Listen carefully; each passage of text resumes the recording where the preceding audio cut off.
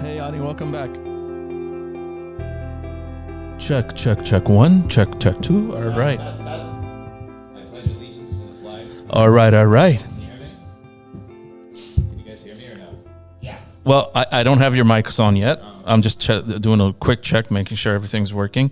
All right. The bar is open, ladies and gentlemen. Welcome to Bros and Brews.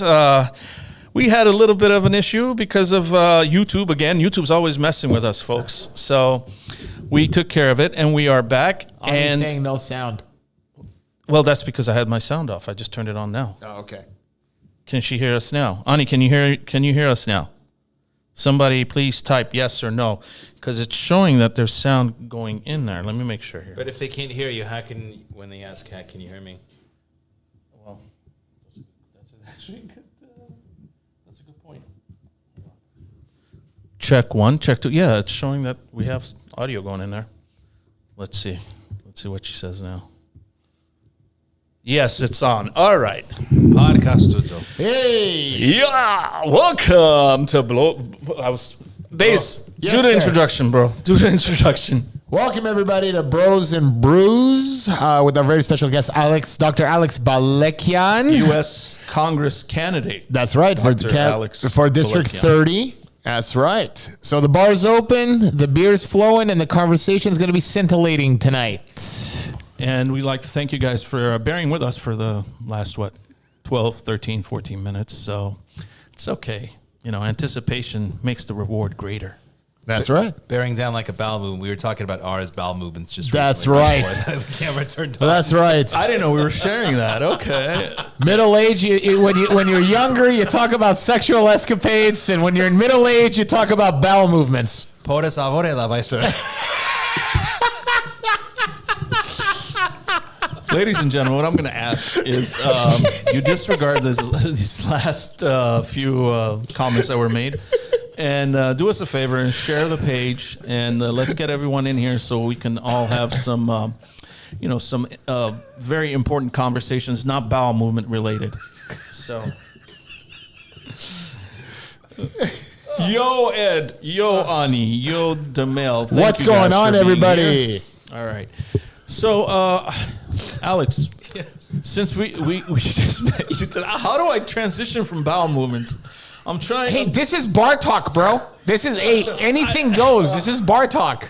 Yeah, I got to. All right, I guess bowel movements. All right. All right, you want me to start? You want me to start? I got you. Okay. Bowel movements, you know? Yeah. Remember Governor Jerry Brown? Oh, yeah. He was a big bowel movement. Movements are brown. Yeah, So yeah. that's the... Yeah, he was a big bowel movement, the 70s and in the 2000s. Well, Alex fancies himself a Deukmejian Republican. Deukmejian came after Jerry Brown. Yes, he did. As a Deukmejian Republican, I know we're just diving right into it, and we didn't even give you a chance to give our guest a chance to introduce himself to the audience and say a few words about himself, his background, where he's from, why he's in politics, what got him interested in politics, whatever you'd like to say, Alex. The floor is yours. Thank you, Harry. I am Alex Balekian, Dr. Alex Balekian. I am born and raised in Glendale, a proud son of Armenian immigrants, proud product of the Glendale public school system, physician in the community, and I have had enough of everything that's been going on. So that is why I have stepped out of my comfort zone to run for Congress. And Harry, I just wanted to tell you that I am not entering politics. I'm a practicing physician currently, and I'm still going to be a practicing physician. Okay. And I'm simply fulfilling my civic duty to serve as a prototype and also as inspiration for other people to step out of their comfort zones, because we have been asleep at the wheel far too long. Absolutely. And the Golden State has rusted, and it has lost its luster. And it has gotten to this point because we haven't been engaged enough, and we've been asleep at the wheel and let other people drive the car into the road. I totally agree. So when you're elected into Congress, are you still going to be practicing medicine? Yes, I am going to be practicing medicine. So I didn't bring the schedule with me, but since 1994, since the Republican Revolution with Newt Gingrich, the voting days, it's just one day per week that they vote. So it's usually on Wednesdays. They do have some of them aren't even there on that day. correct. Some of them aren't even there. Dianne Feinstein questionably hasn't been there for the last 5 or 10 years. I predict she's going to win her next re-election in a landslide. No, she will vote. She will cast a vote. Is what'll happen. She'll have more than one vote.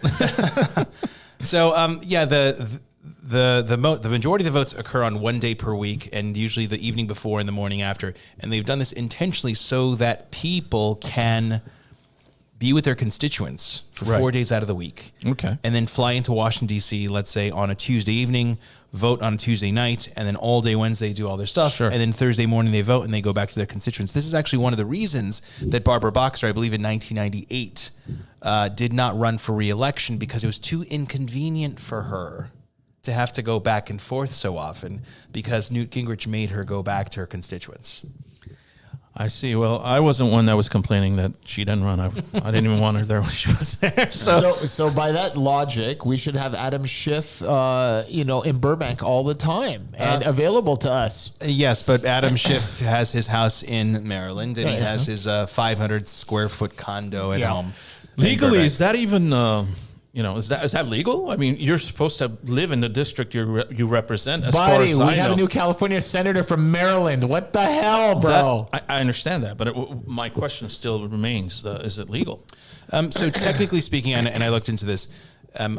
Technically speaking, you don't have to be a resident of the district that you represent. So Maxine Waters, Well, she lives in Hancock Park. yeah, she's known as Mad Max. Yeah. She represents Inglewood, but she doesn't live in Inglewood. Of course. Yeah. She lives in a better area. But you have people, for example, like Anthony Portantino, who's lived in La Cañada for 30 years, but becomes a carpetbagger and then moves into the district to say, oh, hey, I'm a Burbank resident. I'm one of you. Yeah. Technically you don't have to. But that said, with Adam Schiff, if you were, for example, in California, Yeah. and you say, "Oh, I'm going to be a Nevada resident," and because Nevada has no state income tax, Sure. California will say, "Oh, well, where were you for the majority of the year?" And if you were in And there's still no California, tax. and that said, so fair and square, Adam Schiff is in Maryland near DC for the majority of the year. My beef with that is, oh, you're not a California resident. My beef is, why is it that you're spending so much more time with lobbyists in the Beltway rather than with your own constituents? You have lost touch. You no longer represent us. In fact, you never represented us. Absolutely. Yep. And as far as representation when it comes to Adam Schiff, I think our people, when I say our people, I'm talking about Armenians at this point, I think they're finally waking up to... No, they're not. No. I'm I'm seeing and hearing a lot more. Please. I've you know me. I've been Schiff's blocked me a couple times on his own posts. He knows who I am by name. So, but I'm seeing a lot more people that are echoing everything that I've said over the years about this guy. And as far as Alex, he's been saying the exact same things that I've been saying for years. This guy is he's just an empty suit. He's up there giving empty speeches, promising us things that he never delivers on, and then making it worse, going and actually signing bills that actually help our enemies. He was sending more money to Azerbaijan than he did to Armenia, and he's supposed to be, the Glendale Armenian people's champion. So I don't want to get on a tangent. So Alex, I would like for you to address why do you think our people were asleep for so long, and what do you think? Do you agree with me that they're finally waking up? So first of all, I want to say the important part. So if you remember nothing else from this conversation tonight, I want you, and I'm looking straight at the camera, I want you to remember this. This is a once in a generation, and for some older people, a once in a lifetime opportunity. So if you are Armenian and you are watching this is the first time this seat has been open in 22 years. That's right. This seat has never been occupied by an Armenian. And so all the Armenians listening out there, I say that Ilhan Omar, Somalian, she came to this country 13, 14 years ago. Her district has 40,000 Somalis in it. They managed to elect her as their representative. Rashida Tlaib, Palestinian, the only Palestinian member of Congress. Her district is 2% Arab. They managed to elect her to their district. We have 80,000 Armenians in Glendale and Burbank. We have so many people here who can make it happen, but people are so disengaged. In South Glendale, south of the 134, the voter turnout is only 20 to 25%, which is shameful. So if you take nothing else away from this podcast, I want you to know that this is a once-in-a-lifetime chance for you to elect an Armenian like you to represent you. So rather than have Odars in the Armenian Caucus, you can have an Armenian leading the Armenian Caucus. And one of my first resolutions that I will introduce is to expel Turkey from NATO. The time is ripe. Any ally of ours should not be saying, if you attack Palestine, then I will attack you. No ally of ours should say to somebody like Sweden or Finland who is applying for admission to NATO, you need to extradite your Kurdish refugees so that we can effectively imprison them and torture them and kill them here. They are not an ally. They no longer occupy their unique geographic location. Playing us for fools for decades. Correct. And so that is one of the first moves that I would make, is to introduce that as a resolution. What few people don't know is in the NATO Charter, there's actually no rules about kicking somebody out. So we can make the rules. So if you take nothing else away from this podcast, know that this is a once-in-a-lifetime opportunity to send an Armenian, again, not a politician, a physician, somebody who's non-political, to Congress to represent you. And an Armenian who represents Armenian values. Just being Armenian is not enough, if you ask me, because we do have Armenian, not like yourself, because you're not a politician. We have Armenian politicians who do not represent Armenian values. Actually, I just saw a commercial of someone today, and Ellen. I had to post something. That's okay. That's okay. You may have seen. I support you in your post-traumatic stress disorder after you saw Ellen's ad. But enough about Ellen. Let's talk about me. Fantastic. She's been a city council member for what, 2 2 years? years? Yeah. No, 2 weeks, and then now she's springboarding already. Good job, Glendale. Yeah. So it's important. Alex, let me ask you a question. Yeah. There's a lot of heavy hitters in this race. Oh, is that a swipe at Portantino's weight? Didn't he lose a lot of weight? Isn't he like thin now? I don't know. Everybody, I'm very sorry about Ara's fat shaming. I really, I disown this. You don't want this coming back, I later rebuke on. you and your fat shaming. Hold on a second, dude. Hold on. When you're fat, you can't fat shame other fat people. It just goes with the territory. Oh, yeah. Okay. So you can't say, fat shaming. It's like black you people guys using can the fat N-word. shame, not me. But anyway, I mean, look, you got Portantino, okay?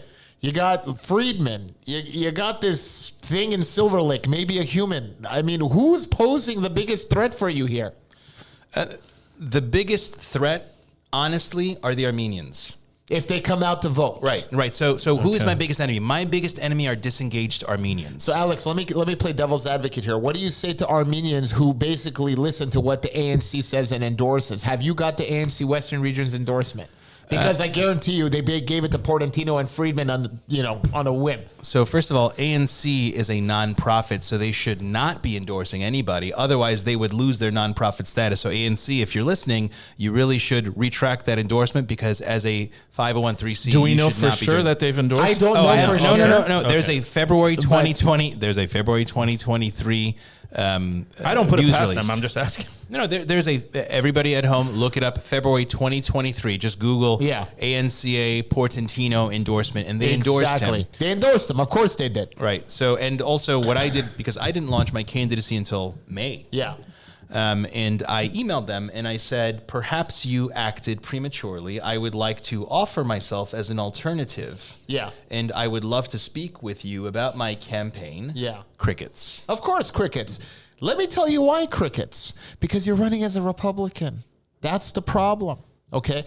So the ANC Western region, in my opinion, has been hijacked in the last 5-10 years. Radical, leftist, liberal, young kids have taken over the Western region. But I'm sorry, but it's the God's honest truth. Let's while we're on the topic of hijacking, let's talk about hijacking the Republican Party. Yeah. Okay. So, what does being Republican mean to me? I grew up in a Republican household. One of my first memories of life was cheering at the 1988 victory of George H.W. Bush when he won the presidency. I remember watching that in our house.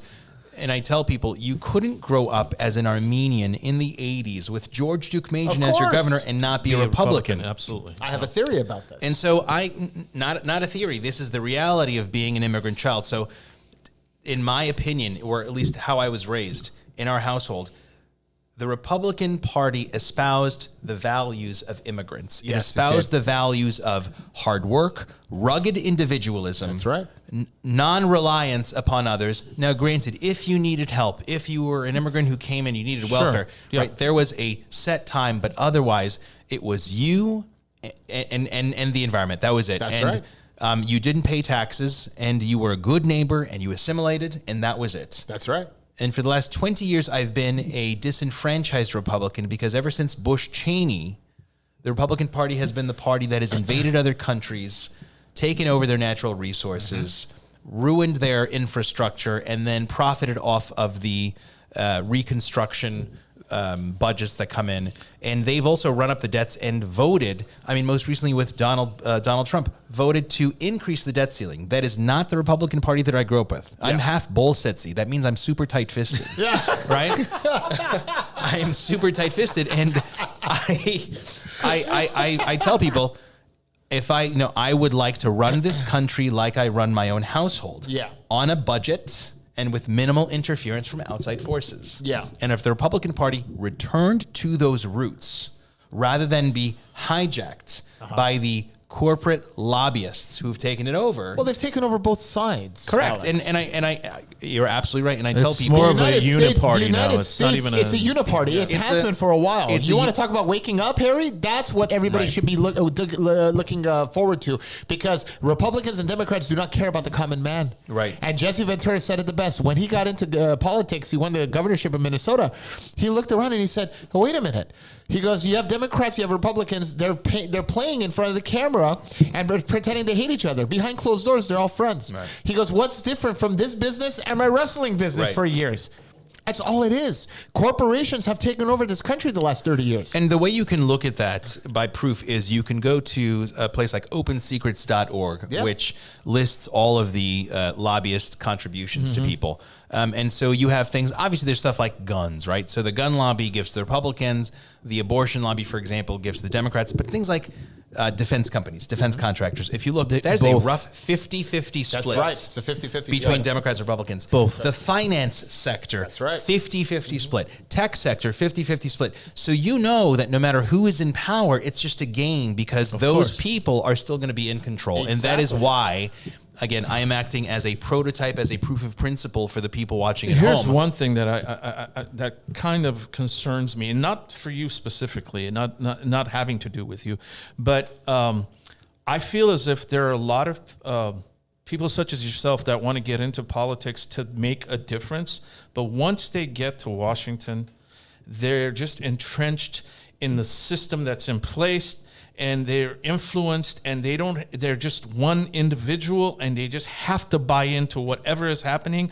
And and they may have very noble intentions going in, but once they're actually in there, they're just not able to fulfill what they had in mind going in. And I'm not saying that's going to happen to you. I'm just saying, how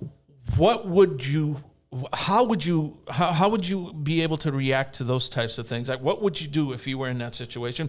Let's just say when you're in that situation, when you get there. So I am a math and science geek, and I love physics, and I like to explain the world in any sort of physics term. So inertia. An object at rest tends to stay at rest. Sure. An object in motion tends to stay in motion. And if you are going to change that state, you need to invest your energy, invest resources to change that state. So, Donald Trump saying, for example, we're going to drain the swamp. That is a reality. There is this entrenched swamp Established. that swallows horses, like Art has in the Neverending Story. Yeah. We all were traumatized by that when we were kids. Yep. So you have people like, for example, Matt Gaetz. Gaetz, I was like, oh God, this guy. So I went to not a fundraiser, just an event with him. Sure. The guy was not a 300 monster like he was portrayed to be. And the guy said that when he went to Congress, the first week, orientation week, They said, okay, he said, oh, are we going to learn how we make laws and how the committees work? No, we're going to sit you down with the lobbyists. We're going to introduce you to the lobbyists. And he said, I couldn't believe that that's what they did. I can. Yeah, exactly. But he has been unfortunately dragged through the mud. And are you gentlemen familiar with single subject spending bills? No. Enlighten us. Again, number 2 thing that you can take from this is single subject spending bills. So right now with the budgets, we have what's called an omnibus. Omni meaning all. Omnibus budget where everything is put all in one. And so you say, okay, we're going to give $10 billion to kids with cancer. Would you like to give $10 billion to kids with cancer? Cause. Oh. Great. What a great cause. We're also going to give $500 million to the Chinese Communist Party. We're also going to give $100 million. What are we doing here? Exactly. We're also going to give $100 million to Aliyev. We're also going to give $100 million to Turkey, and we're going to do Alex, in the old days, that was called a writer. Correct. Yeah. And so I have writers in my contract when I DJ. Yeah, those are called writers back in the day. He wants light brown M&Ms, and that's all he wants. So brown. Oh my God! It took me back to our initial conversation. All they wanted brown M&Ms, or else he wouldn't perform that night. Jose.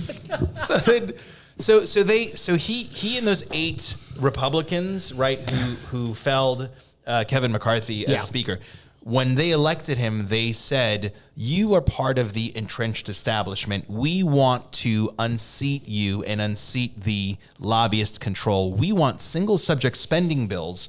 So essentially to the people at home, what that means is rather than one single budget where you vote up or down with 100 different line items, what they do is they vote 100 different times. Which is how it should be. So if you look...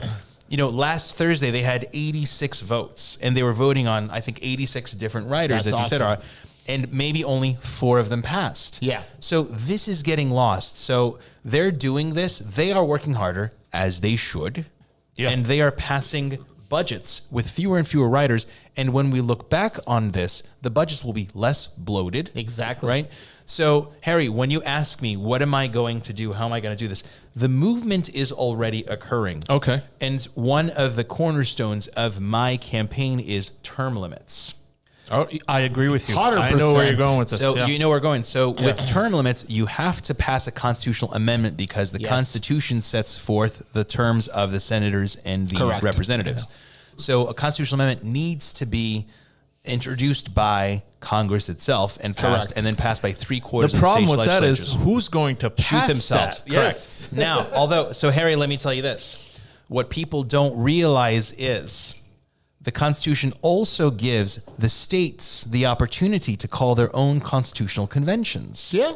So if 3/4 of the states pass an amendment independent of Congress, you can make that an amendment and enshrine it in the Constitution. So what I will do as an elected official is I will give Congress one opportunity. And then if they don't do it, when they don't do it, if they don't do it, then what we can do is we can say, okay, can we get 3/4 of the states' legislatures, of the states, to say that we hate Congress and they have worn out their welcome and we want to limit their terms? Can we do that? Absolutely can. It's simply a barrage of social media savvy that you have to put out there. Yeah, it's marketing. Yeah. So luckily I'm married to a marketer, so that's going to be no problem. Oh, good. So that's going to help Alex, a lot. back to your point about the kids and how they're socialist and stuff and Enjoying liberal and apple juice, everything.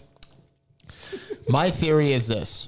You said we come from immigrant families with strong conservative beliefs. Yep. This is very true.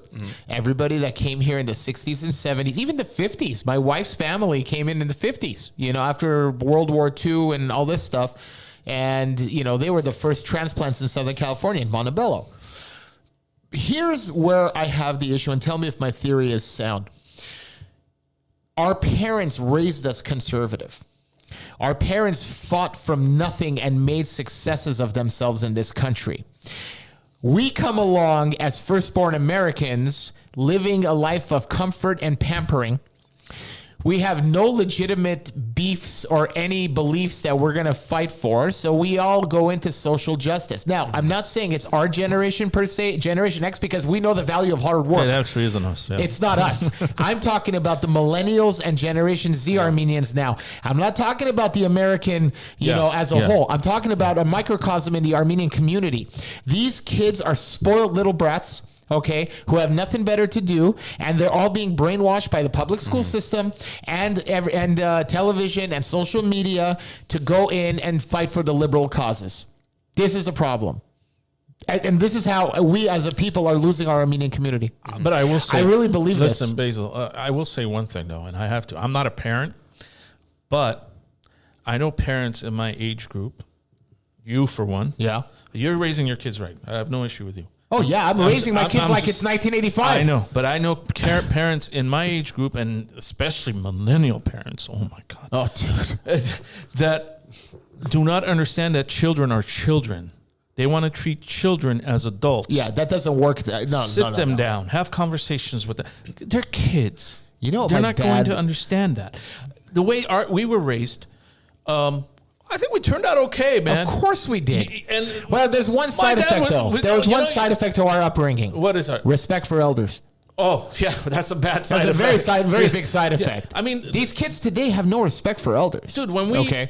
I saw Armenian teenagers the other day trying to, cussing out an old lady, an Armenian woman, and a grandmother. I'm like, what is wrong with these kids? Listen, when we quote-unquote acted up, we didn't get a talking to or a timeout. You got the pabuch thrown at you. Before that, we got the look. The look was scary is all enough. it took. Done. I mean, you don't want the pabuch, you don't want the belt, you don't want any of that stuff. Dude, I give my son the look. Yeah. He stops. You give a kid the look, he'll give you the look back and laugh at your face nowadays because of the way they're being raised. That's the problem. I'm sorry. That's who's raising them, Basil? It's progressive parents. Parents. It's a trickle down theory from the. But here's the thing that I'm getting to: the Gen Z kids now, the Armenian Gen Z kids that are going liberal, Gen X and the generation before that, the boomers, the boomers, they're the ones that raised those kids. Yeah. So there was a failure there, in my estimation. Well, the other theory is we got spanked as kids, so when we became parents, we didn't want to spank our kids. So it's if I may interject, You're Arlen's just the guest here, of course.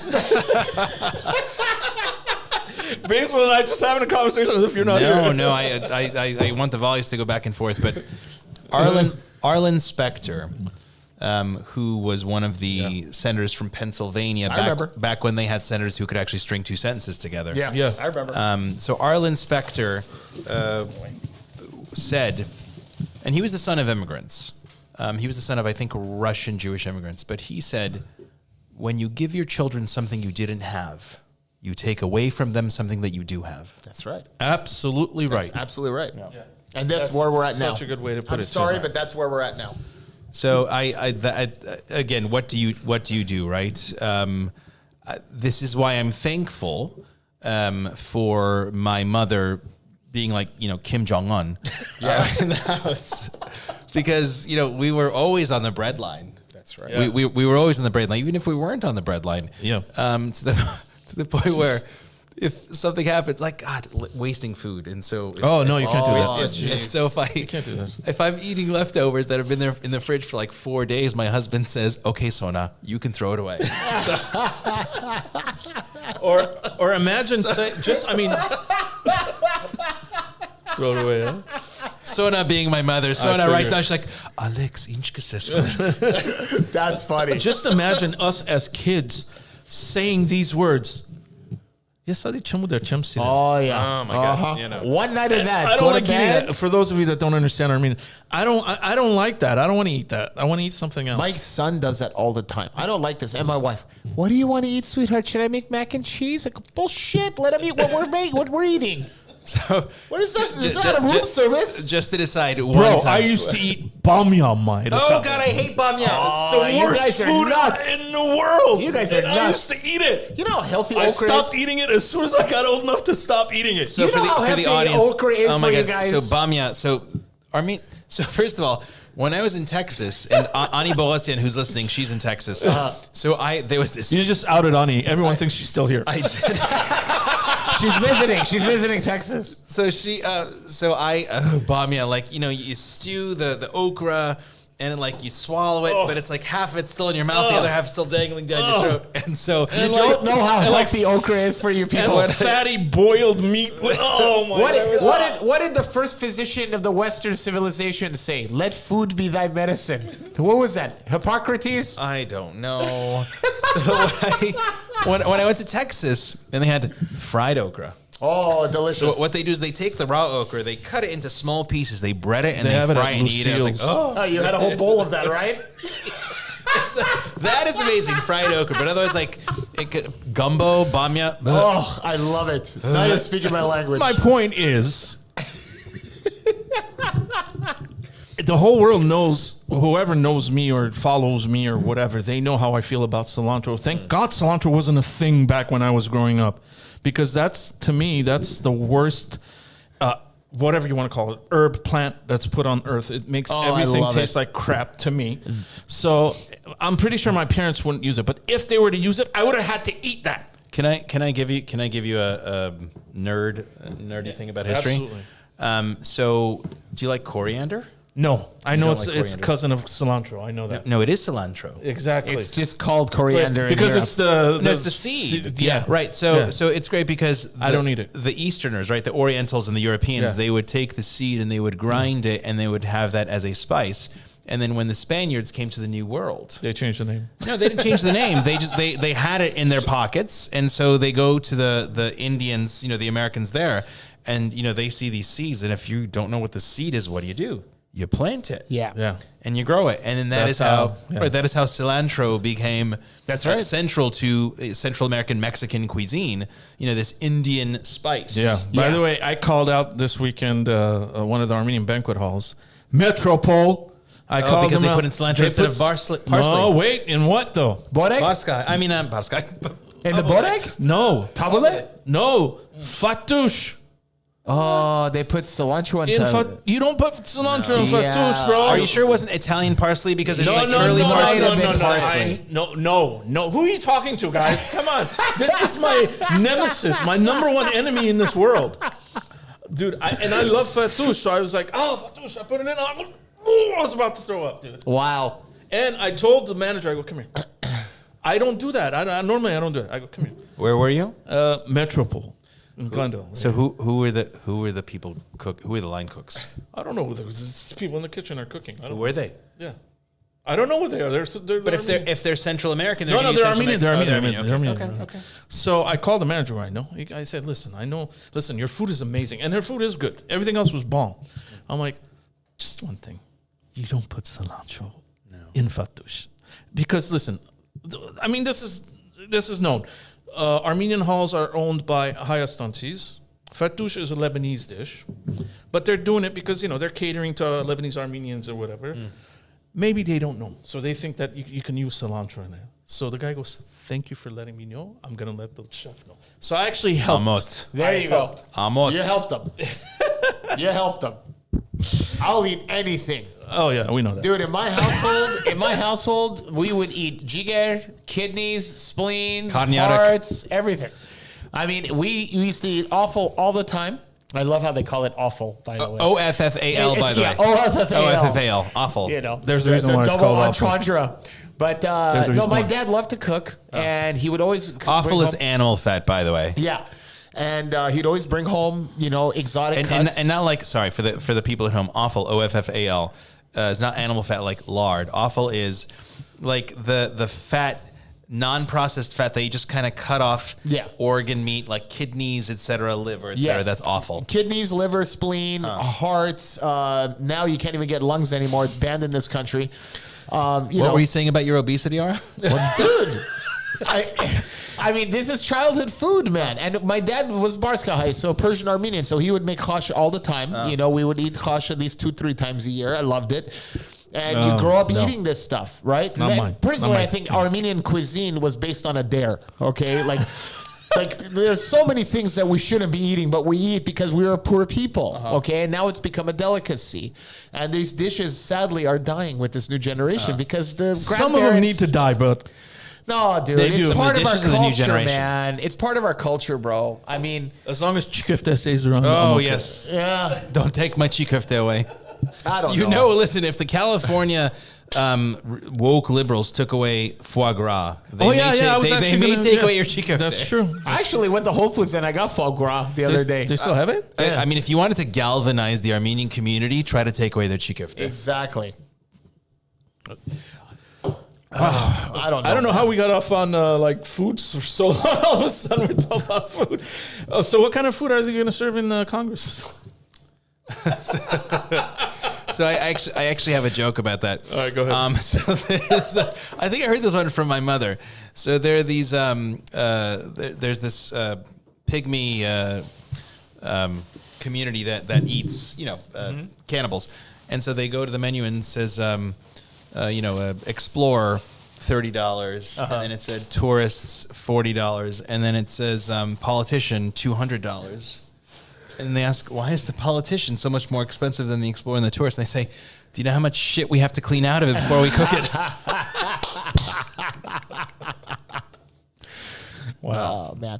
Alex, I do want to switch gears a little bit. And No, let's just keep talking about food all night. well, we could. It could turn into a culinary freaking podcast. But no, seriously, I want to talk about your crusade against Glendale Unified. Okay. I watched a couple of videos posted by Glendale Unified school parents. Sure. And you spoke very eloquently to the board. Now, I don't think they appreciated the eloquency because to me they're all idiots, and they condescend to us because they think they're above the law. But I really, what you said resonated with me, and as children of the '90s, when we went to school, education was actually a lot better than it is now. Right.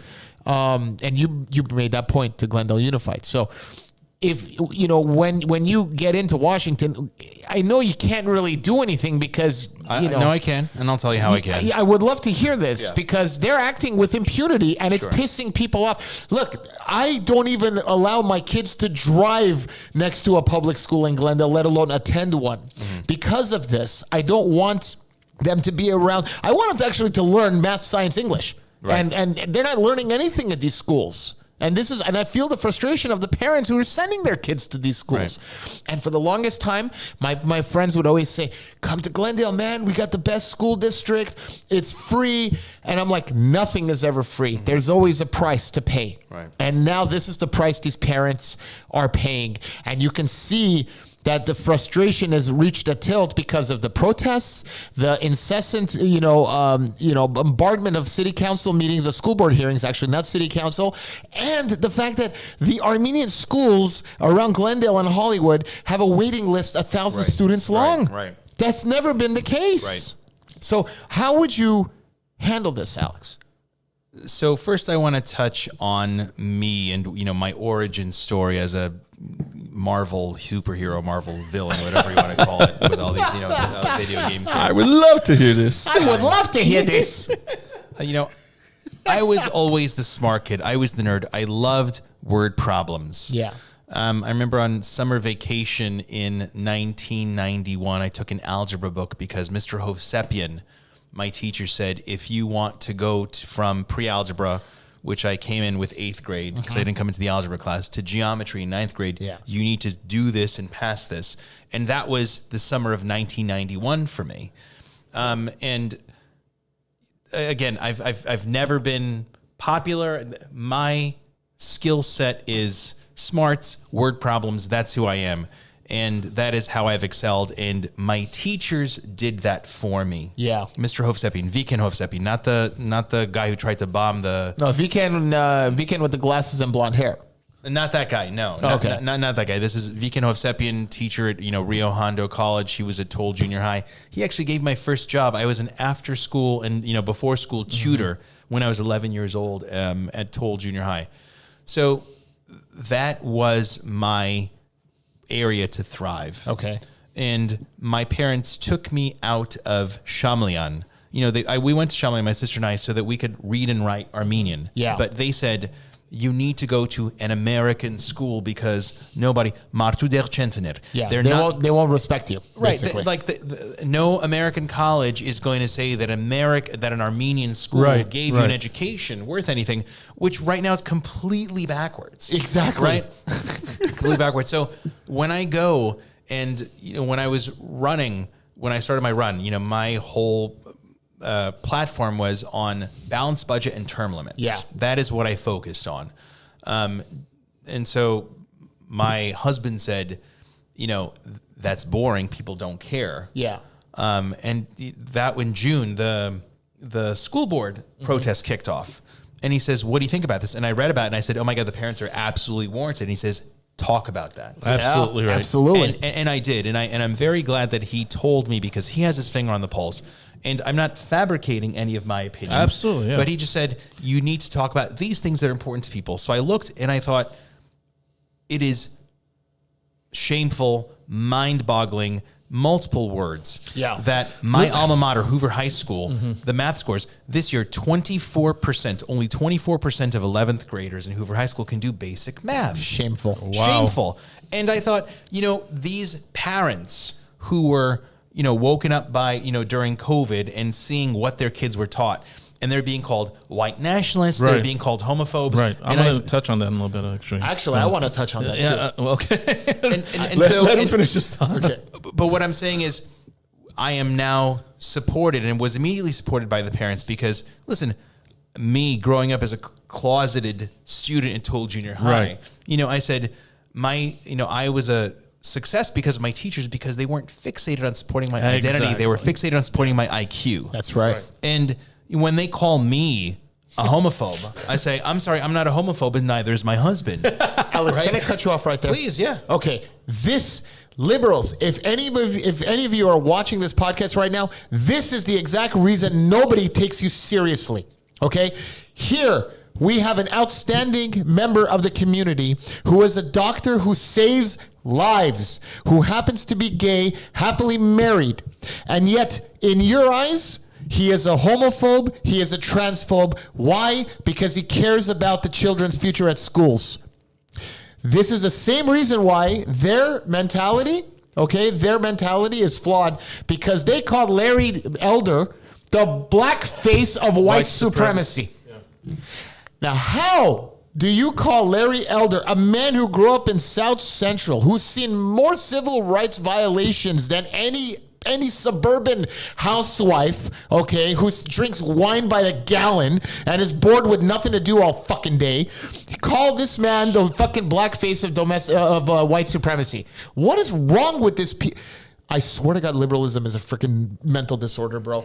It really is. I can't fathom that. So how do you I was going to say, do you have a question? Yeah, this is a question. I'm getting to it. Where is your question? ¿Dónde está su pregunta, señor? Sí. Me pregunta dice, no. How do you accept that? Dude, how do you I can't accept comprehend. what? How do you accept the fact that these people are calling you a homophobe because you're a member of the tribe, but you're not a member of their cult? He's not alone, though, which is a good thing. There's the group Gays Against Groomers. I agree with that, and I follow Gays Against Groomers. But my point is this: okay, for the longest time, the gay and lesbian community was a very tight knit community, working towards recognition of their of who you are. Like you said, you were closeted in the 90s. Now you guys are out. But this group, dude, the Alphabet Mafia, has hijacked the entire cause. Absolutely. I have gay friends that say, I don't even know what it's about anymore. Like, honestly, what the hell is this, the movement about anymore? We don't know. It changes by the minute. Is there a question? Yes. How do you feel about being labeled a homophobe, transphobe, being a member of the gay community? That's my question. So, first of all, I use my boringness as an asset. When I don't get as animated and angry and loud as you, and I speak slowly. You just met Basil. This is normal for him. Sure, and listen. I'm Armenian. I get like that also, but it's very selective. So, but again, I'm a math and science geek. I'm a researcher. I'm a physician. So, number one, I speak slowly, I speak deliberately, because people cannot then say, oh, I'm going to turn you off. And also, again, I said, I'm going to say the laws of physics. With physics, there's friction. So friction is an anti-force. So the more you go, the more there's this heat, there's this wasted energy. So if you work or operate kind of less quickly, or you operate more slowly, you operate more efficiently. That's number one. Number two, the numbers never lie.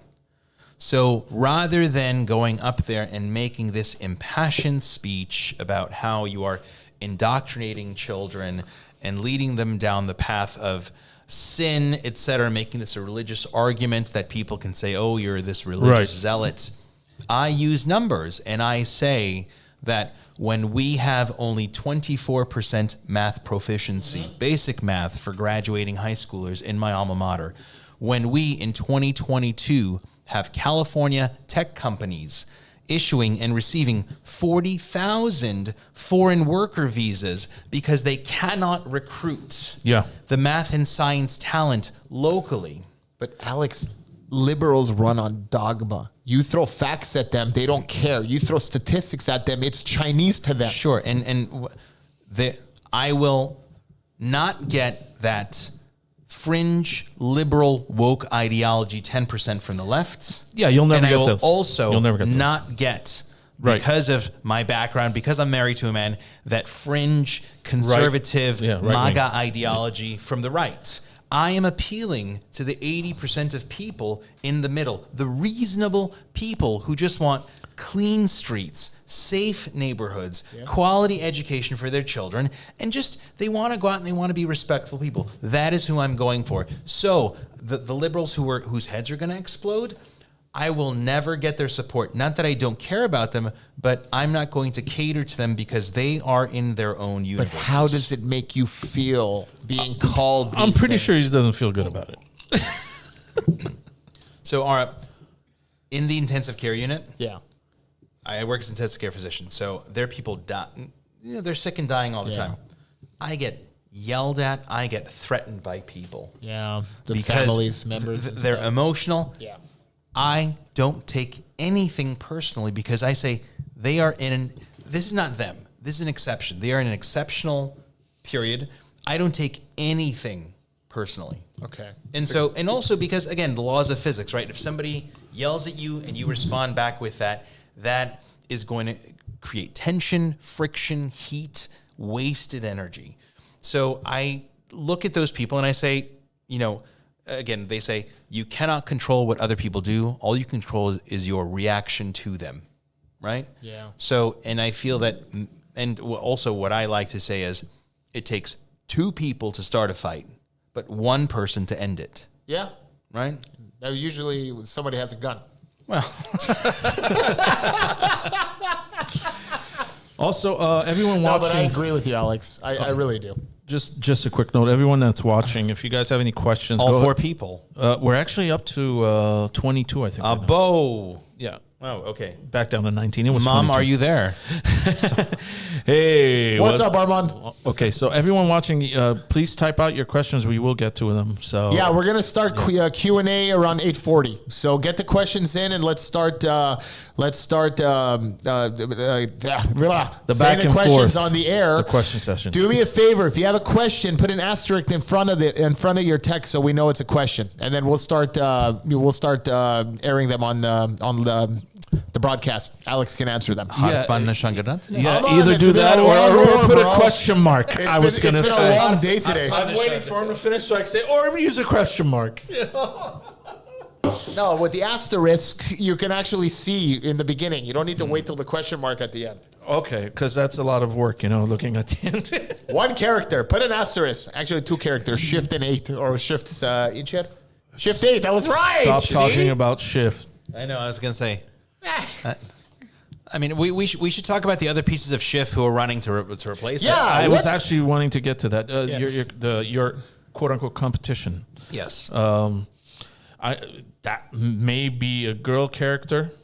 What's that dude's name, bro? What's that dude's real name? George Putlow. George Putlow. Who else is running? So yeah, I just want to tell people, and I'm looking straight at the camera right now.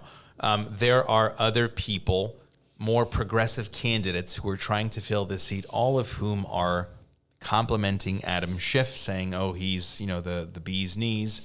And again, I want to reinforce, at least to the Armenian people listening, this is going to be your only opportunity to fill this seat with an Armenian on the Armenian Caucus who actually espouses Armenian values. But who are some of the front runners? So number one, we have Anthony Portantino. I'm sorry, I'm not a fan of his. We have Anthony Portantino, who is the state senator for the district in Sacramento.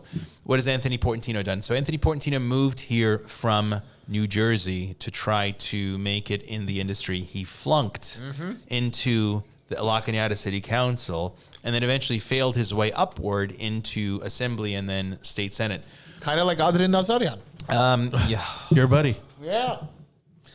I just vomited a little bit in the background. No, he's not my schoolmate. He went to Fed Eye. Oh, I thought he went to. No, he was VJ's classmate. VJ said that. Yeah. So, Anthony Portantino, this man wrote SB 596, which criminalized parents who spoke out against what their children were learning in school. This actually passed the assembly. I so want to dox his house, dude. No, don't do it. Don't do it. So, but it was fortunately vetoed by Gavin Newsom because he's trying to position himself to run for president. Correct. Yeah. So, if we're talking about parents' rights, which I absolutely espouse and support, Portantino was the author of a bill that would have criminalized parents complaining about their children's education. Speaking of expressing freedom of speech, you're going to get criminalized for that. Right. Well, there's no difference from what the FBI was doing, labeling parents in the country as domestic terrorists. Correct. And then we have Laura Friedman, who is the assembly member from Glendale. Laura Friedman, who authored a bill to mandate the HPV vaccine for all California schoolgirls. Good luck with that. No, she actually passed it, but because there was opposition, it went from a mandate to a recommendation. Now, however, there is a mandate to send a paper recommendation to the parents of all California schoolgirls. We have non-English speaking parents. Right. So is it conceivable that there would be immigrant parents who receive this letter from the school saying the state recommends that your child gets. They just sign it away. No, that gets the vaccine. And they said, no, not to ignore it. They say, oh my God, my child has to get it. Like, yes. Yeah. Right? And they feel obligated and they get it. Yeah. And this woman owns stock in 4 separate pharmaceutical companies. That should be illegal. I, as a physician and researcher, can tell you that the HPV vaccine does not save lives from cervical cancer deaths in women and girls who already get regular pap smears, which is the entire state of California. So this is an unnecessary, superfluous bill that was written by somebody who owns stock in 4 separate companies. This woman is running against me as my opponent. That said, who is the number one front runner? Well, last year, Schiff ran against somebody who went to the general election. And so technically speaking, the front runner is a non-binary transgender drag queen named Maybe a Girl. Oh my God. And so, this person is, is calling for a ceasefire, says we should have free college. We should have, this person is the wokest of the woke. So if you want that individual, you're fine. If you don't want that individual, a lot of people, again, Armenians, are passive. And so if you're not voting for me, then somebody else is voting for Maybe a Girl. Arno, I believe Girard is in another district, right? Girard is also running. Is he? So that is also for this district. So Girard calls himself the gay Armenian doctor running for this. Oh, he was. I wonder where he got that from. He was at the Gallus event, wasn't he, Girard? He was at the Gallus event. I think he bought a table. Yeah, he bought a table. So Nairi was sitting on his table, I think, from the school board. Girard and I are both Armenian, and we're both married to men, and that is where the similarities stop. Right. And he is very progressive. He has tweeted how he supports Gilead, his pharmaceutical company that he worked for 9 years, supports their vaccine mandate for their employees. I hate him already. Well, and I know he has expressed support for BLM and all every woke issue that's Again, down the pike. Someone's still stupid enough to support BLM after all the corruption has been exposed? But what I'm saying is I don't hate anybody. I just kind of... Alex, you can be political on the show. No. We don't need to be political. Yeah, exactly. Exactly. We just tell it to you how it is. No, not that he's not. There's a line from that 80s film Green Card with Gerard Depardieu and I Andy remember McDowell. And he says, "Do you hate me?" And she says, "I don't hate you, George. I just have no opinion of you." Right? So I'm just going to remain neutral on everybody. Okay. Right? Yeah. The only people I'm going to remain negative on are, for example, people in Washington who send our money to our enemies, Azerbaijan, Turkey, these players who take our money and then say things that are not in our best interests. So out of all these candidates, I mean, Portantino. Portantino. Portantino. I call him Portantino. Portantino. Okay. Laura Friedman. Let's talk about all these other candidates here. No, I don't want to give them time. Okay, well, I just wanted... One name struck me. I didn't know this on the list. Is it really Michael Huckabee from the Huckabee family? I don't think he's so. That's just a random person. We shouldn't talk about him. All right, done. Yeah. We're not going to give him any stage time. All right. Should we? I think we should maybe start addressing. Let's start our this. questions. Okay. Let me get to the first one here. Here, Ed had a good question. Ed, I think Alex already answered it, but I'll let him answer let's it go again. in order so we don't go crazy. He is the first one. Okay, go ahead. Ed Torosian writes, what's your message to the Armenian community? Why should they vote for you?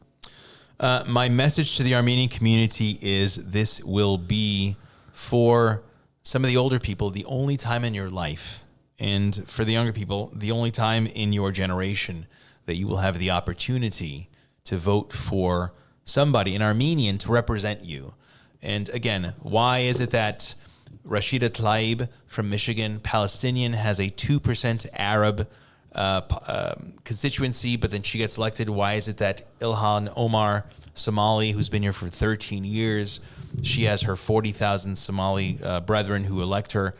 Why do we have the largest population of Armenians in the United States here and have to rely on an Odar to vouch for us, to represent us, our voice in Congress? That is why it's important for you to get off your ass and vote. And also, like I said, Adam Schiff has paper promises, and he writes all these letters, these really nicely worded letters. But I want concrete, actionable results. I want to expel Turkey from NATO. They are not our friend. They have worn out their welcome. We do not need to send $120 million a year to them.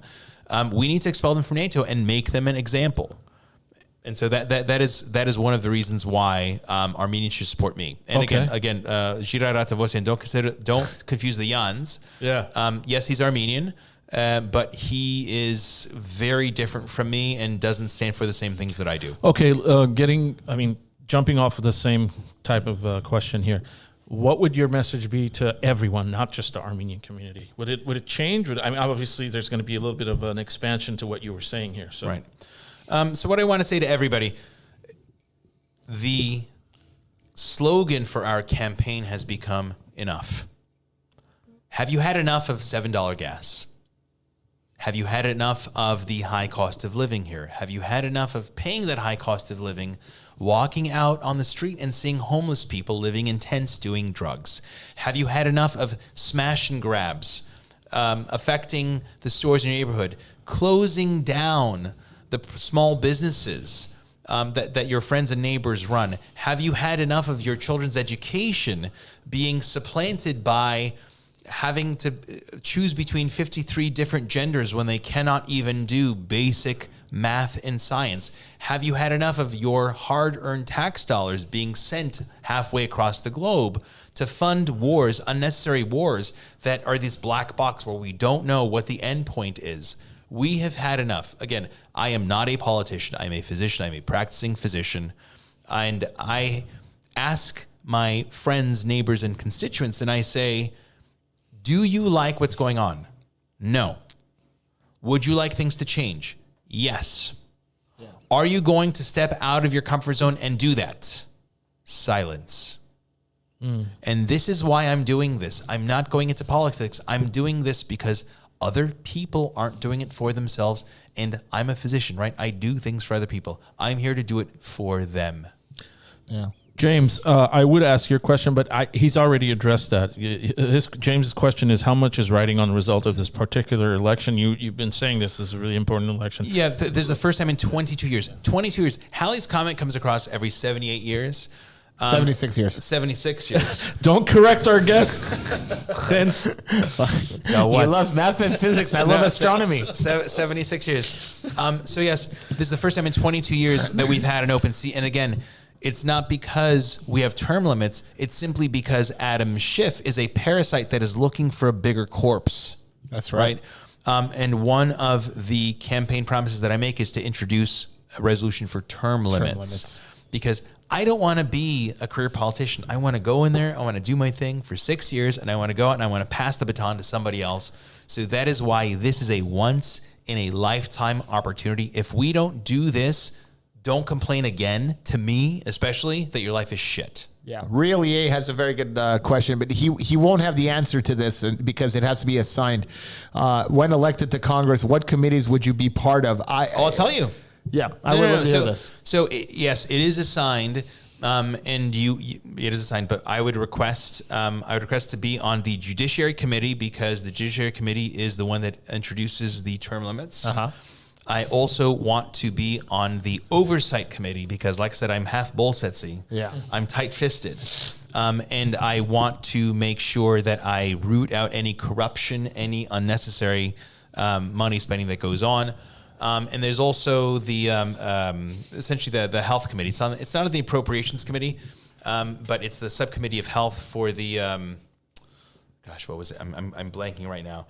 But the most powerful one is the appropriations committee, which Adam Schiff was on, which you get on because you are able to devote line by line the budget that comes out that year. And again, I tell Armenians. But will you be at April 24 yelling Baikar, Micha Verch?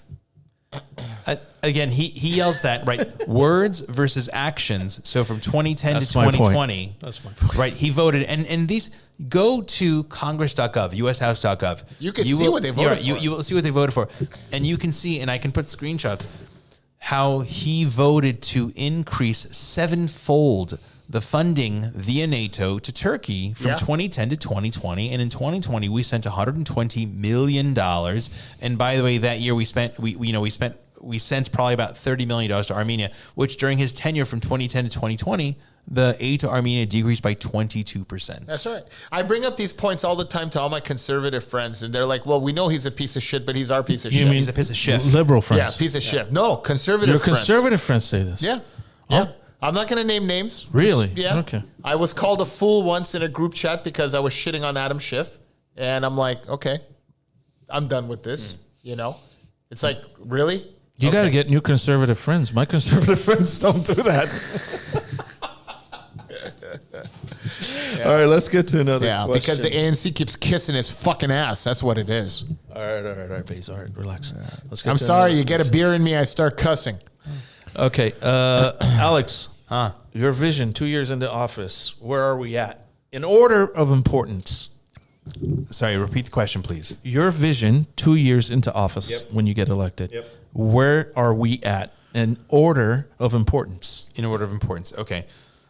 So it actually depends on who gets elected president. Okay. Because Congress can do one thing. Yeah. And if you pass laws, whether your president, signs or vetoes is a different question. So in answer to that, I cannot say that. However, what I can say is, we've been discussing this, and I used to do CrossFit, and I'm getting back to CrossFit, and we in CrossFit would say, "Go big or go home." Yeah. Mm-hmm. So this district is a D+23 seat. Yeah. Meaning that the percentage of Democrats outweighs the percentage of Republicans by 23 points. And if this safely Democratic seat, which has been occupied by a Democrat for 22 years, suddenly goes to this no-name, non-politician, Republican, lifelong Duke-Major Republican, people's head will explode. Right. Of course. Okay. So what we're going to use that's in 2024. What else is a D plus 23 district? The entire state of California. Yeah, I was going to say California. Yeah. Right, California. So what else is open in 2026 without a very apparent prototype suitor to fill it? Senate seat. The governor's mansion. Yeah, that's true. So what we're saying is, if we can make this, can you imagine I can imagine. a homegrown Armenian? Listen, we did it with Duke Major in 82. We did twice. So in answer to your question, what do you see in 2 years? If I can get elected in 2024, Yeah. the sky's the limit, and we take the governor's mansion in 2026. You heard it here first. You heard it here first. He's declaring. Do you guys know that Balls out. Duke Majan was asked by Ronald Reagan to be his vice president? No, it's He didn't George, wanna leave George Bush. Oh, George Bush. Yeah, George Bush said he didn't want to So leave the He state. didn't want to leave California. He didn't want to leave the governor's Governor's seat yeah. to a To a Democratic Democrat. lieutenant governor. Yes. Yeah. It's crazy. So which is pretty insane at the time too, because we had a Republican governor and a Democrat lieutenant governor. But that's how it happens in California because they're voted. They're not on the same Right, ticket. they're not on the same ticket. But you would think, party affiliation, and if you're, Buddy, and this was his second term, so it would mean that people voted for Duke Majan again. It's different. California's law is different than the rest of the country. No, but also, gentlemen. My point is, California. you would think that they would go party lines. No. That's the whole point. California. This is what I want to tell people. Remind people. California is not a liberal state. It's California not. is a libertarian state. It is. Right? California is all about personal liberties, rugged individualism. Yeah. Right. You have the sky is the limit. The only thing holding you back from greatness is how much work you are willing to put into it. By the way, and that is why our parents, the reason that California is the envy of the world is because we have immigrants from all over the world. Right. We used to who be have the come envy, here. Alex. Not anymore. Yeah, but listen, this is why I want to appeal directly to people, okay? And again, you can say somebody like the governor, Arnold Schwarzenegger, an immigrant, right, who came here. California A rhino. is Big time. No. Hang on. He was. You say rhino. Donald Trump was a Democrat, and he's Yes. calling people rhinos. Again, I don't know what the Republican Party means. I am a Duke-Majan Republican. I believe in lower taxes. Exactly. Lower taxes, tough on crime, Individual responsibility. Government, stay out of our lives. Immigrants, you are welcome to come here so long as you are ashkhadaser. You love to work, right? That was the two in Armenian school. The two words that we learned was ashkhadaser and jarbig. Yeah. I mean, my point is, Ashkhada- even after Duke Let Majan, me- sorry, California let- remained Republican. We had Pete Wilson. We had Pete Wilson. Yeah. But let me explain to people at home, the non-Armenians. Ashkhadaser means literally work-loving. Yeah. Okay, work-loving. And jarbig Not lazy. is clever. Exactly. So there's chelatzi, which is intelligent, but Right. then there's jarbig. And in the Armenian culture, clever is worth more than intelligent because you don't have to go to school and have these advanced degrees Right. if you can be a shrewd businessman. That's right. Right? And make your fortune. So this is why I want to say that I love California. You guys love California. I Alex, love California. We love our Loved state. California. We love our state. Okay. But I I'm don't not love gonna what it's dispute that. turned into. I Of don't course love- not. Nobody likes that, Yeah. Harry. But you think we're going to take this country back? Yes. After Yes. after the Yes. last 15 years of Democrats. I'm not even gonna policies? let you finish that question because I'm gonna say yes. Because Jerry Brown legalized No, ballot it doesn't- harvesting. It doesn't matter. It doesn't matter. Newsom legalized mail-in ballots. It doesn't matter. It doesn't matter. You cannot keep down a people who want something. I'm not saying that. I'm not disputing that. But as a libertarian, at this point, if you're going to keep losing elections and a clear sign of fraud, okay, let's we have to take matters into our own hands. That's what I'm saying. And again, I prefer to appeal to the 80% of people who are in the middle of the road, who feel abandoned by both extremes of ideology. And I want to, again, go back to my origin story of the son of immigrants and our house and say that, California was amazing. I couldn't even imagine growing up anywhere else. It was a beautiful state. Liberals ruined it. Anywhere else. No. They sure did. No. We ruined it. We ruined Because it we were asleep at the by wheel. Yeah, being disengaged. that's true. By I being agree there. disengaged. I agree there. Wake up. Yeah. Wake up. I have a question that's not on here. Yeah. From this conversation we're having, I'm getting the sense that you're not the biggest Trump fan. Am I right in that assessment? I'm not saying you have any type of animosity, but I'm just saying you would think there'd be better candidates, which is I'll be very forthright. I have a question. Sure. The reason I'm saying it, if it came down to Trump Newsom, because I really don't think it's going to be Trump Biden. I really don't think it's going to be Trump Biden. I think Newsom's going to be. I would vote for a steaming pile of dog shit. All right, before I vote for Newsom. Okay. Exactly. You answered my question. I would vote for a steaming pile of dog shit before I vote for Biden. But now here's the other thing. A lot of conservative never Trumpers now will vote for whoever's running against Trump because they hate Trump. I don't know about that anymore because nowadays I have friends who are conservatives who hate Trump. They will not vote for him. Right. They'll vote for somebody else. So let me say this. Trump was not and has not been my first choice. right. Trump, I got that sense. Yes. Trump is a buffoon who's all in it for Trump, right? Okay. Same as. So Trump actually used to be a Democrat. Same as what I want to tell people is. Hold on, Alex. I don't want to cut you. He used to be registered as a Democrat because it was good for business. He would donate to Hillary and Bill and everybody else because New York is a Democrat. Because he wasn't a state. politician at the time. Correct. So Yes. what I'm He was a saying. businessman who was going after his business interests. What I want to tell people is, everybody listening, Rick Caruso. Dave Caruso's the actor. Rick Caruso, who I see through his... Rick Caruso has been a lifelong Republican. He became an independent and became a Democrat because Rick Caruso is all about Rick Caruso. And Rick Caruso right now is a Democrat, and he is funding the campaigns of Democrats for House races. So he's going to be funding whoever is going against me. Why? Because Rick Caruso wants to curry favor with the California Democrat Party. Yeah. Because Rick Caruso is all about Rick Caruso, right? And I get it. He's a businessman. He's a billionaire. He wants to fill his pockets, same as Trump did, okay? So that you have to realize that they are in it for them. They're not in it for the rest of the I'm going to have to push However, back a little bit here, Alex. can I please finish? Can I please finish? Yes. 2016 was a seminal year because the palpable discontent of the entire country with the entrenched two-party system came to a head because you had Bernie Sanders from the left trying to unseat the establishment. Again, Bernie Sanders was an independent who caucused with the Democrats. And then you had Donald Trump, who was previously Democrat and then became a Republican, and he was trying to unseat the Republican establishment, the Bushes, the Cheneys, etc., from the right. Okay. Yes. So Bernie Sanders was derailed because the man played a clean game, and Hillary Clinton, she did him wrong, and she came out on top because of all the chicanery that she did with the DNC. Yes.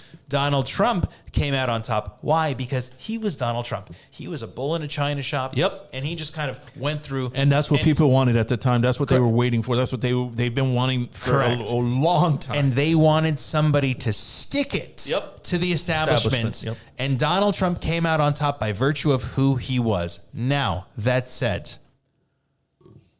is Donald Trump my first choice? No, because he is so inefficient. When I say inefficient, he wanted to drain the swamp. That resonated with a lot of people, to drain the swamp. It's impossible to drain that swamp. But it's not impossible. But no. Because Matt Gaetz, right? Matt Gaetz, who's a big Trumper.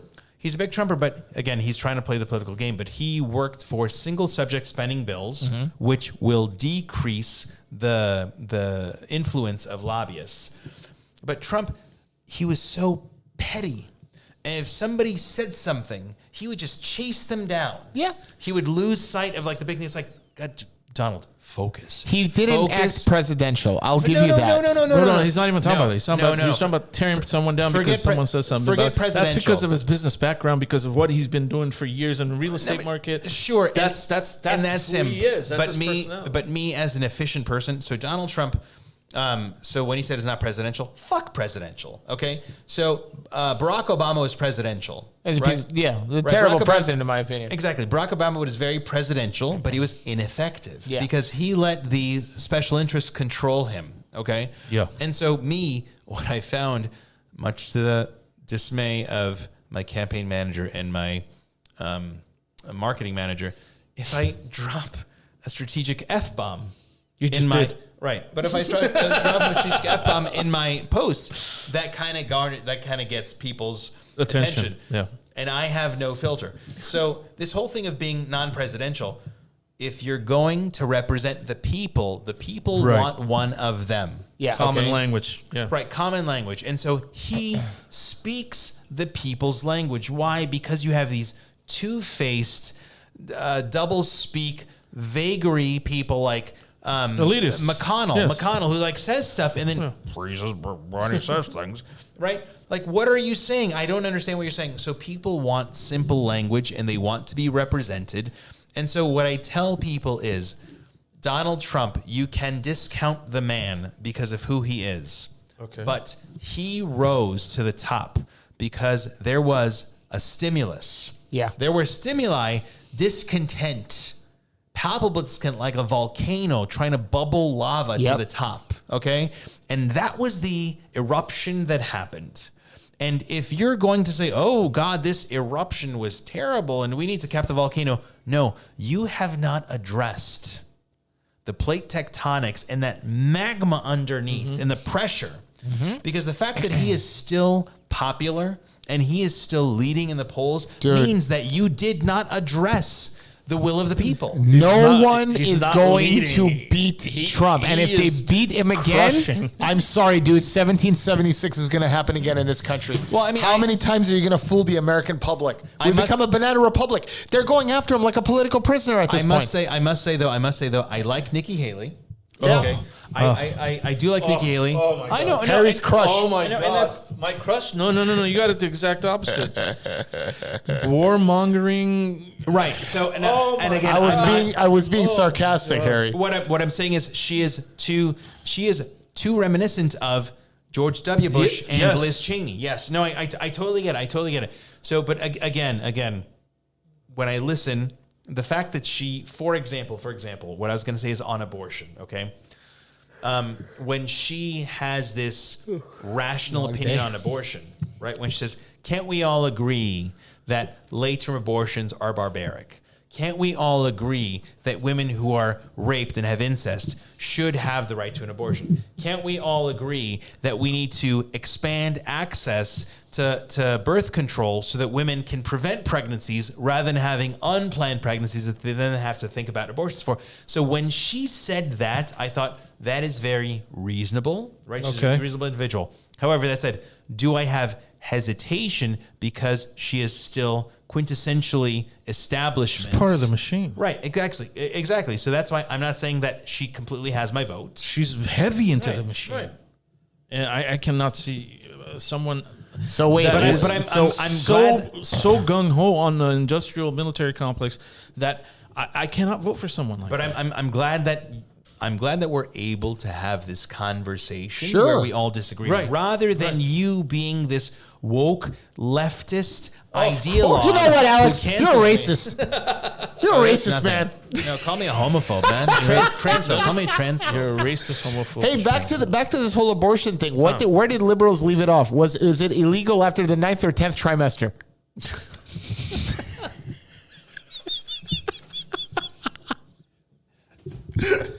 Well, we're making a joke of it, but who was the Virginia governor? That one. Base. Who's the governor? What was his name? Youngkin? Youngkin. No. So no, the Democrat. Youngkin was a Republican, right? Yeah, he's the current governor. No. The Democrat, or maybe it was the Virginia governor before Youngkin, that wanted to. Oh, but no, you're talking about Bashir in Kentucky. No, not Bashir. Trust me, it was Virginia. I'll look it up. Oh no, I'm sorry. He's the dictator in Syria. Bashir al-Assad. No, anyway, this governor wanted to give mothers the Bashir, right to abortion even after birth. That's just terrible, dude. That's just So, yeah. that's murder, bro. Let's course call it what it it is. is. This is ridiculous. Yeah. So again, I don't know about this. I'm just I'm learning about this gonna stuff. bring it up. I'm gonna look at it. So, Alex, back to your point about Trump being petty. Northam, Governor Northam wanted Ralph to Northam in yeah. Virginia. Huh? Yeah, The neurologist. exactly. He's a neurologist. What does he know? and he's saying that. Well, he's in the medical field. You would think that he'd like to he's a protect neurologist. life. Yanni, neurologist. And nobody, you know what? Okay, Alex is throwing inside jabs at doctors, and we Yeah, have no clue what we it don't is. get it. We just don't get it. Dude, neurologist, bro. Hey, Biz, we got I fish heard, washing. Alex, I heard that proctologists Premier are the Chevrolet most in the popular doctors. There's no such discipline as a proctologist. By the way, that's just a. No, that's it. Okay, because I heard that they're very popular because they have friends up the ass. You didn't know he's a part-time comedian, right? Or he attempts to be. I'm retired, bro. The audience is too woke. Get a real job. I know, right? Get a real job. We're gonna put you up back on stage. So sorry, when I was with your new jokes. I just New material. He's had trying it out. I just remember this. I was on a cruise to Ensenada with my parents, and back when you're in like in international waters, the kids can go like to whatever the casino, whatever the comedy club, and there was this guy, this comedian. He was up there and he says, "Oh, I was giving this interview," and I said, "Oh, you know what's." Some of the worst things people say, like, oh, like when the audience says, you know, get a real job, whatever. Blah, blah. And so he was going through, probably about 5 minutes later, I think I was like 11 years old. I yelled, get a real job. And that's when I just remembered aspirations in the political career begin.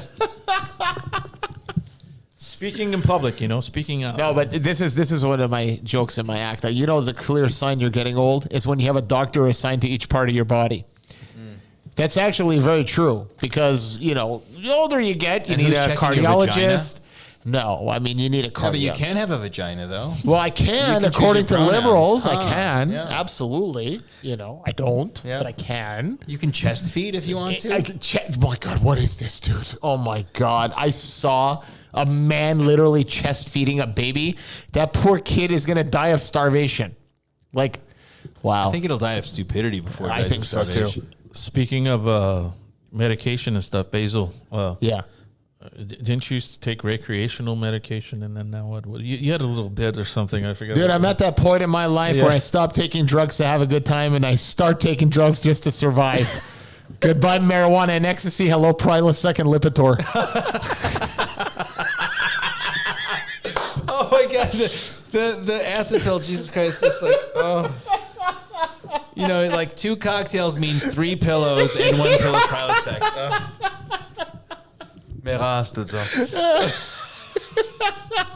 Oh, I got a shit ton. I got to put these all on YouTube, man. I don't know if I have hours of there's footage. one question I didn't get to, but I don't know. Well, Rafi has a good question. Is your husband also Armenian? Your husband. Your husband. Your husband. I'm single. Oh, okay. No way. No, I didn't say I'm straight. I said I'm straight. No, my husband is English, but as all Odaras who are married to Armenian, he actually speaks quite a bit of Armenian now. Nice, yes. Yeah. nice. My close friend's father is obviously Armenian, Berutsi, and he married a Scottish woman. Oh. And what tripped us out Talk is about when, tight-fisted. right, when Yes. we were kids, she actually learned Armenian. Yeah. And she spoke it fluently. She still speaks it fluently, which is funny because no accent when she speaks Armenian. Really? And then when she speaks English, the Scottish comes out. Scottish Braveheart. It's crazy. It's crazy. Yeah. She learned Armenian. So keeping So, with this, I'm sorry for the people at home. The Scottish are very tight-fisted. They could be Bolsetsi or even Romanahai. Yes. Yes. Yes. So what I didn't realize, which James told me, was Charles Dickens was living in Edinburgh when he wrote A Christmas Carol. Yeah. And Okay. it is not unintentional that Ebenezer Scrooge Scrooge is Scottish. Yeah. And if you read all of the treaties on economics, they're all written by Scots. That's right. Because they're tight-fisted. They're tight-fisted. Yes. You know. All But right. I thought the inspiration for Ebenezer Scrooge was some Scrooge McDuck, but it could be Real EA. We went over that. We know it's Ralph Northam, but thank you. We went over that a few minutes ago. Northam. Yeah. man. Keeping, I guess, in the same line of questioning. Who had this question? I think it was Ed again. What would you say to Armenians who be hesitant to vote for you just because they're bigots and you're gay?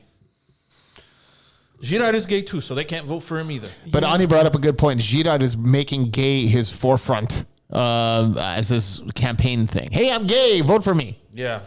Yeah. Alex is running on proper issues. issues. Yeah. I mean, I guess. Եթե հայերը հետամնաց քյուղացի նման բիդի մտածեն եւ բիդի քվեարկեն ուրեմն հետամնաց քյուղացի էշ բիդի մնան.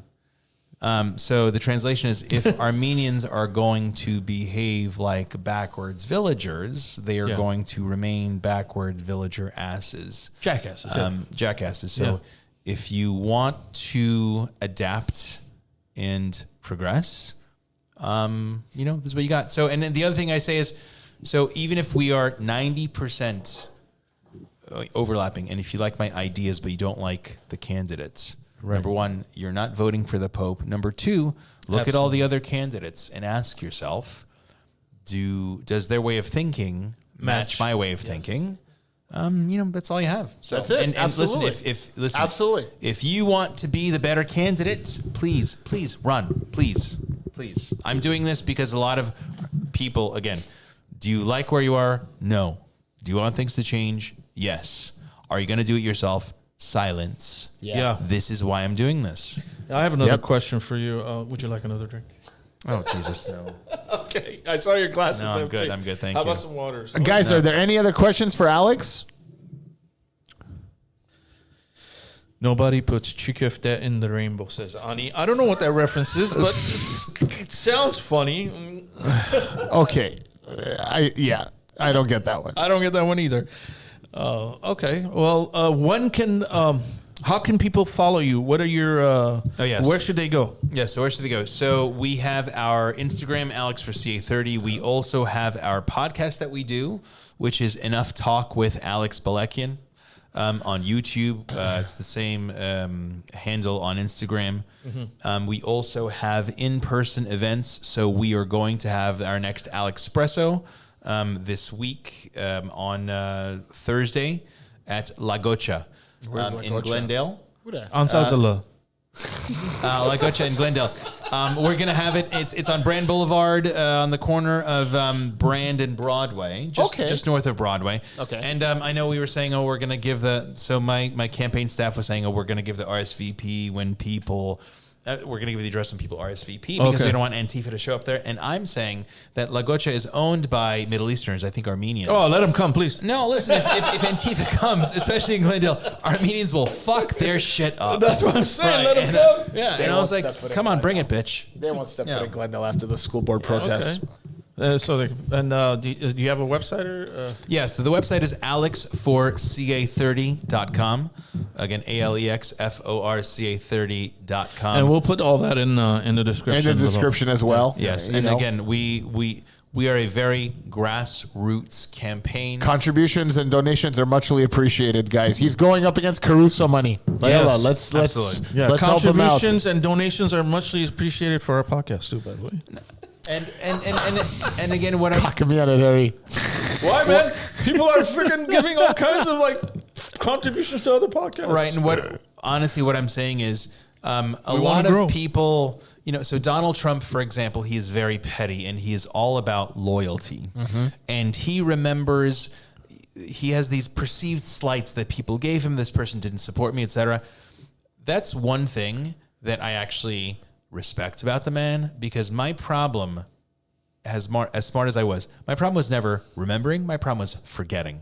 Yeah. So I remembered everything, how bad I felt during every situation. So what I'm saying is, I keep track of people who support me, and Yeah. I am always looking at people. So when we hit the big time and all those fair weather fans come and say, "Oh, Alex, I love you," whatever. Sorry, I know the people who believed in me from the get-go. Yeah. And that is why I'm saying I am of the people, and we need to support each other. And this is going to happen. And when you get in on the ground floor, this is when I know people, and I'm thankful for the people who supported me from the get-go. Yeah. Awesome. Baze, you have anything you want to ask? No, man. Alex, recipe for answered banya? everything succinctly. I have. Except I'm going to change his opinion on banya. I'm going to make banya, and you're going to eat it. Hold on, I got some like rapid fire. I'm stuff. doing Barskahai banya. Some rapid fire stuff. Completely off the subject, so that people. Okay, so I'll do this like, you want me to answer like quickly without even thinking? Yalla, Yes, let's go. yes. Yalla. So that people kind of know who you are. Yeah. You know. Favorite food? Bamya. No. Favorite car. No. No, Hold no, on. no, no, Let no. him give him his favorite food. Favorite food. Manta. Yes. Oh, God, you're so bullseye. Favorite car. movie. Oh, go favorite car first. I don't have a favorite car. Favorite movie. Kill Bill. Ooh. I like that. Favorite musical recording artist. Taylor Swift.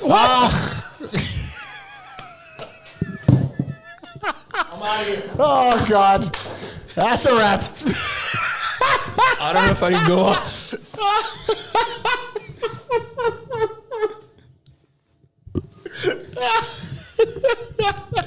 I don't even know what to ask. I lost all my train of thought. I had so many questions. Oh, that's awesome. She's catchy. Oh, so she's you're great, serious? she's great. Okay. Yeah, she's great. No, she's great. She's great. No, she's great. Okay. I also do like Kylie Minogue. I like Kylie Minogue. Okay, Yeah, I can accept Kylie Minogue. So listen, I'm okay with listen. Kylie When Minogue. I'm all right. I just like kind of that music they just kind of like, blend to. Anyway, no, but Taylor Swift, she's a genius. She's a genius. She's Illuminati. Yeah. She is Illuminati. 100%. Her and Travis Kelce are pushing via vaccines now.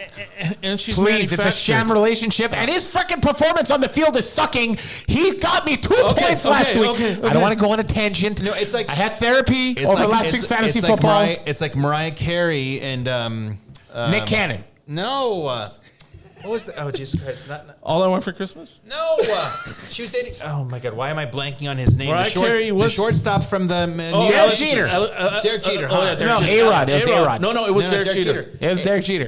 A-Rod was Jennifer Lopez. Jennifer That's Lopez was right. That's right. She that's who right. shall go nameless, Jennifer Lopez. Yeah, exactly. Exactly. More questions, Yella. Summer or winter? Summer, of course. I'm a winter person. Okay, go ahead. What's your favorite rock band of all time, This and is- why this is is it Taylor Led Swift. Zeppelin? I wasn't gonna say Led Zeppelin. Of course you were. Everybody does. No, or else I was gonna say Coldplay, but no. Oh, Alex. Because I like Led Zeppelin because Kashmir reminds me of being Armenian. Kashmir is not, it's not really close to Armenia, but okay. No, the Middle Eastern music reminds me of being Armenian. Favorite president, and why is it Ronald That's a Reagan? nice one. Teddy Roosevelt, Oh, okay. Okay, I without can a doubt, accept Teddy that. Roosevelt. All right, he So fought the I- carpetbaggers. That's a very good point. No, Carpetbaggers. That was in No, that's Teddy Roosevelt. no. Carpetbaggers were 18 like after the Civil War ended. No, you're talking. Robber barons. He fought the No, captains. the robber barons. Yes. Yeah, so he the was, robber barons. So Teddy Roosevelt. So people don't know when I graduated high school, I had AOL, right? Yeah, we all did. And We all did. I had an AOL webpage called the Republican Jungle, and the wallpaper was Teddy Roosevelt, and I wrote articles on political stances, so affirmative action, immigration, taxes, etc. And within 2 years, so when I was a student at UCLA, I wrote editorials in the Daily Brew newspaper, which are actually out there, and I'm actually downloading to show people my political stance has not changed for the last 30 years. Yeah. And I love Teddy Roosevelt because he was a shameless anti-corruption. He was. He went after the captains of industry. Right, exactly. And so he was old money from New York, but he was against corruption. He But actually he's was also an army man. he was a Rough Rider. He was a Rough right? So Rider. he also built the Panama Canal. That's right. He also started the national park system. He was an environmentalist, and he was also the person who said there is no room in this country for hyphenated Americanism. That's right. Right. So that's me as an immigrant. I said this is it, because there is no room. Yes, I'm Armenian, but I am an American. Right. Yeah. So he said there's no room in this country for hyphenated Americanism. So when I tell people I am a Roosevelt Republican and also I am a Duke Major Republican. I got a couple more, and then we're going to end it. Go ahead, Harry. Okay. Verchasur. Favorite adult beverage? Oh, favorite adult beverage? Vodka. No, gin. Very We sophisticated. had gin. You chose I vodka. had gin. No, you had shit gin. It's Bombay Sapphire. How much shit can you have? It's a good Bombay. I got 2 bottles of Bombay Sapphire that haven't been opened. I don't drink gin. Do you guys know that the gin and tonic is how the British conquered the world? Did you know that? Yes. So because the quinine in the tonic water prophylaxed against malaria in far-flung places like India. Obviously. And the lime that they put in, the vitamin C, prophylaxed against scurvy. Yes. Yeah. So the gin and tonic was how the British single-handedly colonized the world. They stayed healthy to conquer everybody. And do you also know that the India Pale Ale, why it's called so? No. You must. This is called Bros and Brews. Yalla. Yeah, but nobody drinks India Nobody Pale Ale drinks here. beers. No IPA here, bro. Right. So India Pale Ale, the British, they brought their ales with them, but during the months-long journey, it would turn. Uh-huh. And so the way that they found that it would keep it from turning is if they put a lot of hops in it. Okay. And it would keep it from turning essentially into vinegar. Okay. Did the Brits actually anticipate hipsters colonizing IPAs? Yeah, but you know why I think that happened, right? Aha. Okay, because America is defined by a vacuum of culture. Yeah. Okay. I can Yeah, see- I could agree with that. Yes, and absolutely. so Americans are these people who want to belong, want to feel something. And so you have these wine connoisseurs who say, oh, I can taste the oak, I can smell the grapes, etc., the cranberry, etc. And so, if you were to choose in the world as far as beer makers, the cultures that are the stalwarts of beer makers, which countries, which Germany and England. Anheuser-Busch, Bud Light. Germany and England, the Belgians. I love a spicy, yeasty Belgian beer. But The only beer I drink is Mexican beer. Believe it or not, I like Modelo. beer. I like German beer. like a like a lager, light. like Yes, a lager, like a lager. like it was same thing with an ale. So beers are made from several different ingredients. One, there's barley, there's Yes. malt, Yes. one of which is hops. Yes. Okay. But what is the one unmistakable ingredient that you can taste if it is present in excess? Hops. So if you were a novice, somebody who is completely uncultured but wants to sound really fancy schmancy, you would I say dry pale ale. I love hops. I can taste the hops. Yeah. So the reason why Americans, hipsters, gravitated towards pale ale is because it enabled their lack of mastery, Yeah. right? Their lack of culture. Okay, can we it go on to the enabled. next question? Sorry, yes. It is disgusting. I got can't it. even drink No, more than one I swig. I love I can alcohol. tell. I love drinking wine, beer, etc. And so I just want to tell people that these false prophets of beer who espouse hops, it's because they have zero talent. Yeah. Tax. A two-parter. Okay, I got a two-parter. Favorite TV show growing up, favorite TV show now. So favorite TV show now, I don't watch television now. I don't watch anything for pleasure, unfortunately. Favorite TV show growing up? Oh, gosh, what age? That's on you. Yeah. I loved, when I was a kid, Small Wonder. When I was in elementary school. That was a good show. Vicky, I remember Vicky, the robot. Very cappy. I loved Married with Children. Great show. There we go. Now we're talking. Great show. I never watched Friends. I like Friends. Because it was Friends just was like good. Alex, your favorite show. What you couldn't wait for every week. I know what my favorite show is. X-Files. There you go. I know what mine is. That's great. No, What was X-Files, yours? X-Files. Okay, I have like three, but I'm just going to give you one. Go ahead. Seinfeld. Every week you couldn't wait for Seinfeld? I'd love it. Thursday Really? nights, I'd wait Thursday For nights. Seinfeld? I love Seinfeld. It's a great show, but you don't wait every week for it. What's Sopranos? Sopranos is another Yeah, good one. yeah. I would say for me, X-Files. Sopranos, Miami Vice. Oh, Miami Vice. That's like way. I would love, Friday nights on NBC, Friday man. nights, 10 Friday o'clock. nights on NBC. I remember my cousins, that we'd get together and they'd want to play Miami Vice. Everybody wanted to be Crockett. Nobody wanted to be Tubbs. What they got against Puerto Ricans, man? I don't know, man. Nobody wanted to be Tubbs. All right, I think we've covered a bunch of stuff tonight. Basil? Alex, it was a pleasure having you on the show, buddy. I appreciate it. Wish you all the best. We're going to be pushing for you, buddy. All of us. And guys, please go on alexforca30.com. And follow him on Instagram. Donate.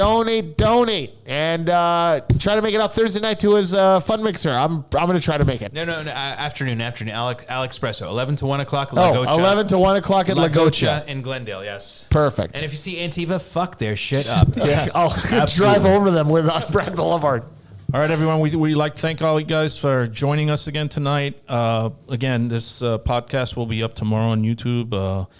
Please share, subscribe. We tell your friends. We appreciate all the views that we've been getting and all the new viewers we've been getting. And we're just going to keep growing. We'll have another podcast next month. And we'd like to also acknowledge our sponsors, 3B Auto and HiFX Entertainment. Yeah. And we'll see you guys next time. The bar is closed. Yeah, and make sure to subscribe to YouTube and subscribe to our Instagram as well. Yalla bye. Yalla bye.